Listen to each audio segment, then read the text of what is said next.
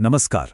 आज के इस विश्लेषण में हम एक ऐसी कविता के बारे में बात करने वाले हैं जो बचपन में शायद हम सबने पढ़ी होगी। लेकिन ध्यान से देखें तो ये एक साधारण सी लगने वाली पाठ्यपुस्तक की कविता से कहीं बढ़कर है।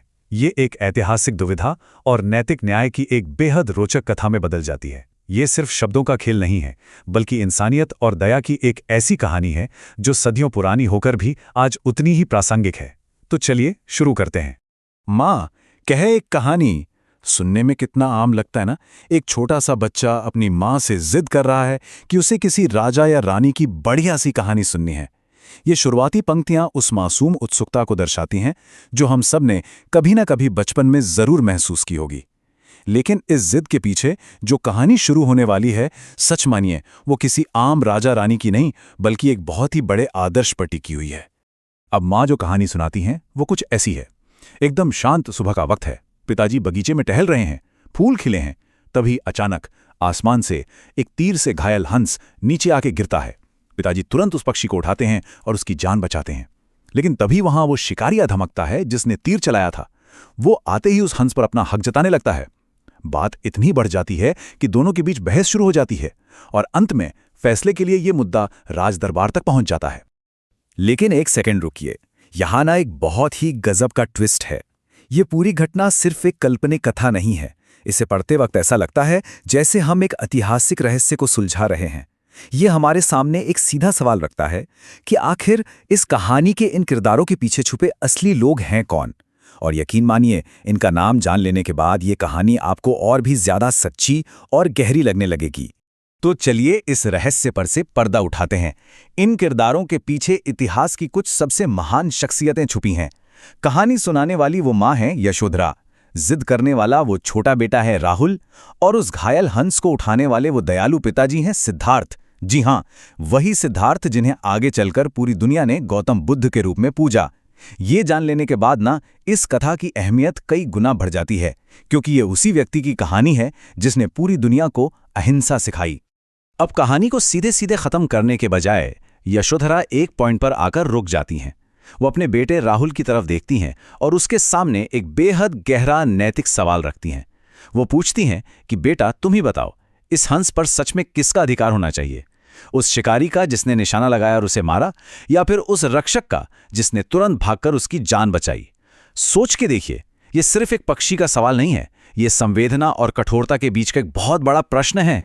और यहां आता है इस कहानी का सबसे शानदार हिस्सा, राहुल का वो ऐतिहासिक फैसला। एक छोटे से बच्चे की उम्र होने के बावजूद वो पूरी दृढ़ता से कहता है, रक्षक पर भक्षक को वारे, यानी किसी को मारने वाले से उसकी जान बचाने वाला हमेशा हमेशा बड़ा होता है। उसका ये नन्हा सा निर्णय इस बात का सबसे बड़ा सबूत है कि सच्चा न्याय वही है जिसमें दया हो। न्याय आखिरकार हमेशा दया का ही प्रतीक होता है। अब आप शायद सोच रहे होंगे, ठीक है, ये तो बहुत पुरानी कहानी हो गई, पर सच तो ये है कि इसका ज्ञान आज भी उतना ही जरूरी है। सोचिए, अगर आपके क्लास में किसी को बिना वजह चिढ़ाया जा रहा हो, या कोई दोस्त गलती से कोई नियम तोड़ बैठे, या फिर किसी को अनुचित रूप से सजा मिल रही हो, तब आप क्या करेंगे? इन सभी स्थितियों में ये कहानी हमें याद दिलाती है कि हमें भी शिकारी यानी भक्षक नहीं, बल्कि रक्षक बनना चाहिए और हमेशा सही और न्याय का पक्ष लेना चाहिए। अब सोचिए, इतिहास और नैतिकता की इतनी खूबसूरत कहानी को शब्दों में पिरोया किसने होगा? इनके पीछे जिसका हाथ है वो है महान हिंदी कवि मैथिली शरण गुप्त जी। आपको शायद हैरानी हो ये जानकर कि इनका शब्दों से अटूट लगाव इतना गहरा था कि उन्होंने महज 15-16 साल की उम्र में ही कविताएं लिखना शुरू कर दिया था। ये उनकी ऐसी ही अद्भुत काव्यात्मक कुशलता है जिसने एक सामान्य सी घटना को एक अमर कथा बना दिया। और हाँ, गुप्त जी को यूं ही कवि नहीं कहा जाता, उन्हें राष्ट्र कवि जैसी बेहद सम्मानजनक उपाधि दी गई थी। क्यों? क्योंकि उनकी कविताओं में हमेशा राष्ट्रीय, सांस्कृतिक और ऐतिहासिक गर्व झलकता था। भारत की आज़ादी की लड़ाई के वक्त उनकी रचनाओं ने लोगों के दिलों में देश प्रेम की ऐसी आग जलाई जिसकी कल्पना करना भी मुश्किल है। वो सच में लोगों की आवाज़ बन गए थे। अगर हम उनके महान साहित्यिक योगदान की बात करें तो ये जो कविता हम आज देख रहे हैं ना, ये असल में उनके महाकाव्य यशोधरा का ही एक छोटा सा अंश है। यशोधरा उनकी बाकी प्रसिद्ध रचनाओं जैसे साकेत और भारत भारती के साथ एक महान धरोहर की तरह खड़ी है। ये सभी किताबें असल में हमारी भारतीय संस्कृति और उस इतिहास का जश्न मनाती हैं जिन्हें हमें कभी नहीं भूलना चाहिए। वैसे एक और कमाल की बात आपको बताता हूं। इस रचना में सिर्फ कहानी ही नहीं है जो आपको बांध कर रखती है, बल्कि गुप्त जी का लिखने का अंदाज भी बेहद लाजवाब है। उन्होंने इसमें संवाद शैली यानी आपसी बातचीत का इस्तेमाल किया है। इसे पढ़ते वक्त ऐसा लगता है जैसे माँ और बेटा सच में आपस में बातें कर रहे हों। इसके अलावा झिलमिलाती ओस की बूंदों और खिले हुए फूलों का जैसा वर्णन उन्होंने किया है, वो शब्द पढ़ते ही पूरा माहौल बिल्कुल सजीव और जीवंत हो उठता है।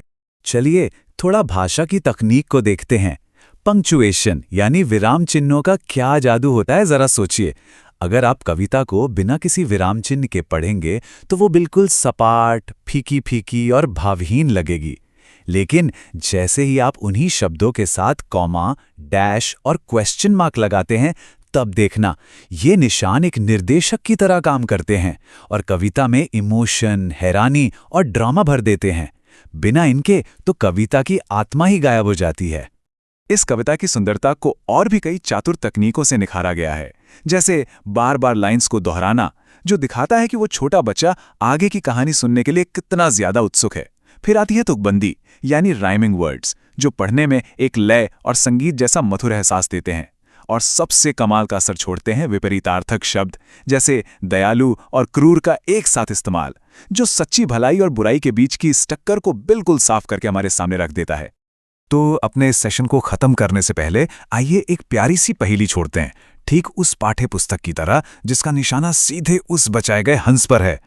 आसमान में उड़ उड़ जाए, तरह तरह के गाने गाए, पर फैलाकर करता सैर, दो हैं जिसके पर और पैर। सोचिएगा जरूर, कैसी आश्चर्यजनक बात है ना कि एक पक्षी और उसकी जान बचाने वाले की ये कहानी हमें न्याय और इंसानियत का इतना बड़ा सबक सिखा जाती है। ये हम सबके लिए एक प्रश्न छोड़ जाती है कि आखिर सच्चा न्याय क्या है। आज के इस विश्लेषण में हमारे साथ जुड़ने के लिए आपका बहुत बहुत शुक्रिया।